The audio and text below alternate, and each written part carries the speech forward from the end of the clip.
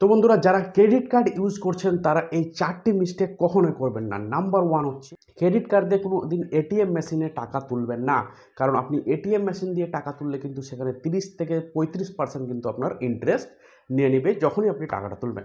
Number 2 হচ্ছে আপনি কি মিনিমাম ডিউ পেমেন্ট করবেন না। দেখবেন আপনাদের বিল জেনারেট হওয়ার সময় কিন্তু মিনিমাম ডিউ থাকে, যে মিনিমাম ডিউ 600 টাকা পেমেন্ট করে দাও, 1200 টাকা পেমেন্ট করে দাও।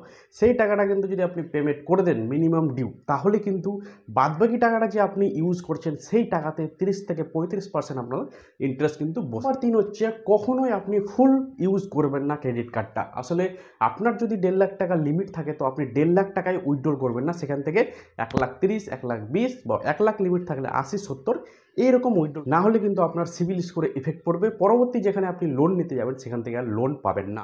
নাম্বার 4 হচ্ছে আপনারা যখন বিল জেনারেট হয়ে যাবে, ধরো এই মাসে 7 তারিখে আপনার বিল জেনারেট হয়ে গেলো বা 18 তারিখে বিল জেনারেট হলো, সামনে 1 সপ্তাহ পর আপনার লাস্ট ডেট দিয়ে দিল এত তারিখ, এই ডেটের 2 দিন আগে কিন্তু আপনি বিলটা পেমেন্ট করে দেবেন সম্পূর্ণ একদম, সে যেখান থেকে ধার করে হোক, কারো কাছ থেকে চুরি করে হোক, কিন্তু আপনাকে ক্রেডিট কার্ডের বিলটা শোধ করতে হবে সেই ডেটের আগে। না হলে কিন্তু তারা 32 থেকে 35% কিন্তু ইন্টারেস্ট আপনার সম্পূর্ণ টাকাটিতে বসিয়ে দিবে।